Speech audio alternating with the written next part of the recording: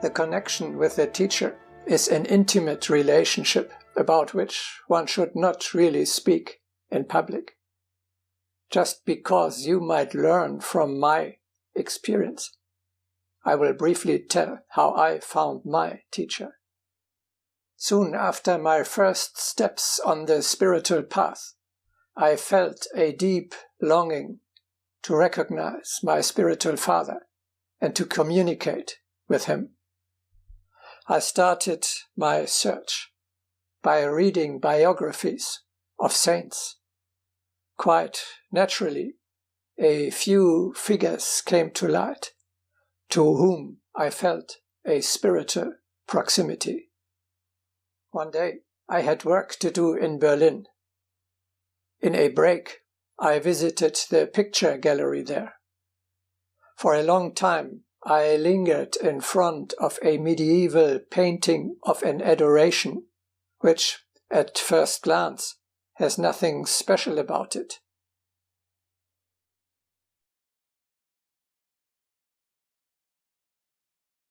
A few weeks later, I had to go to Berlin again. Again, there was a break, and I went once more to the same museum, but only to look at the same painting for a second time. It exerted a strong attraction on me. It seemed to summon me. Come back to me. I still have something to tell you. Though I am very fond of admiring the old masters, it is nevertheless unusual that I visit the same museum twice in a few weeks' time.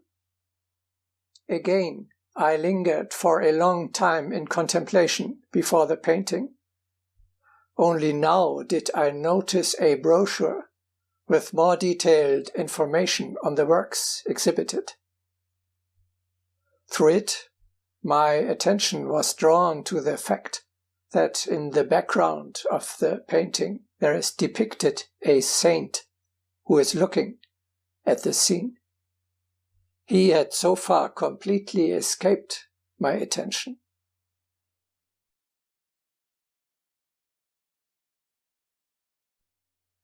Moved to my heart, I read that he was one of those saints to whom my reading had already attracted me. This evident superior guidance gave me the joyful assurance that I had found my teacher. This realization was later confirmed and strengthened again and again by many other smaller signs. Thus, already in my early youth, I felt related to the country where, and to the time when, my teacher was incarnated. I immersed myself in his life and read his writings, especially in the letters which he wrote to his monks when he was traveling. I felt so personally addressed, as if a father spoke to his son. Probably I was physically present in the refectory centuries ago, when these letters were read in the original to the community. In this way, you too should search, namely by sensitively reading the signs that life itself offers to you.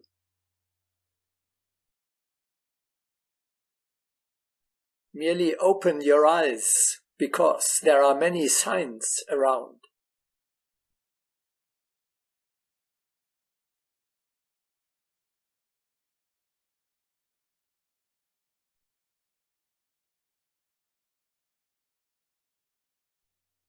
Today, as at all times, there are a lot of false prophets. Many self-proclaimed shepherds are looking for a flock, while it should be the other way around. You must learn to distinguish true from false teachers. If you follow the wrong leader, you will miss the path, and all your efforts will be in vain. The key question is, does he show a path? Is it a spiritual path? Or does he address the lower self, the physical, the material? And does he himself walk the path he is pointing out to others? In the West, there have appeared many self-proclaimed yogis, magicians, teachers, hypnotists, and occultists who make use of phenomena produced by the will. Brilliantly multiplying their coins, they teach people for a fee how to improve their material condition, how to induce others to trust them, how to win influence in society, how to gain success in business,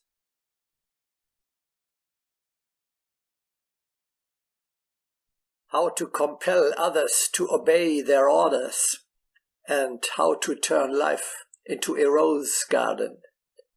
In teaching others to develop the will, some of these teachers may seem to be following a good path, but because they do not indicate any goal in this journey, they serve only to worsen the already ugly conditions of life.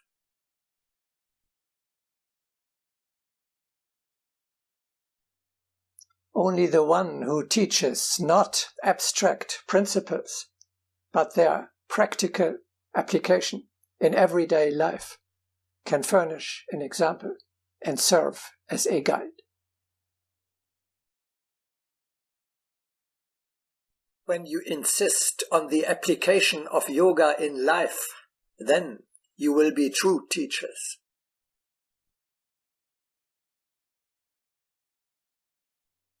He who does not respect the free will of the disciples, or aims at earning money with his teaching, will not be a true master. Do not listen to the teacher who demands a fee for his teaching. The teaching cannot be bought or obtained by coercion.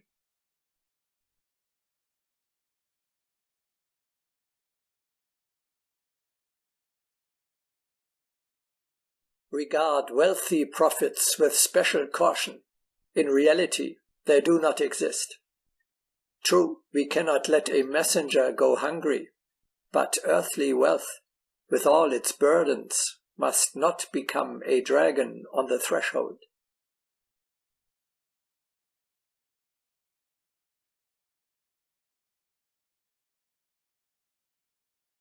False prophets work only for their own gain, and their activity has nothing to do with the teaching about the new life. If one should ask those false prophets how much silver they have accumulated, they would remain silent, knowing that the teaching is for each of them as a milk cow. One of the signs of Armageddon is the enormous increase in the numbers of false prophets. They appear in all countries and offer whatever the crowds desire.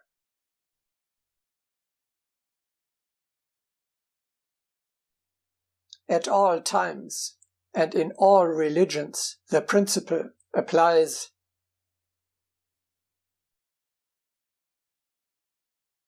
Freely it has been given to you, freely give.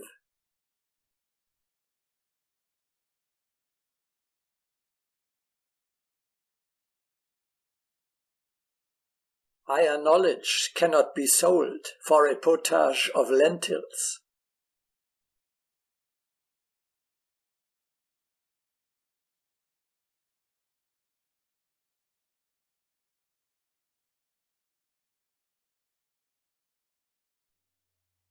Finally, do not form false, unfulfillable ideas of your teacher.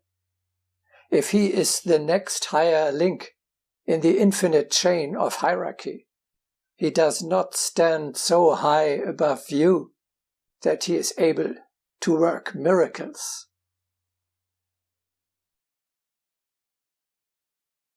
One should not bring to the concept of the teacher expectations of anything supermundane. The teacher is the one who gives the best advice for life.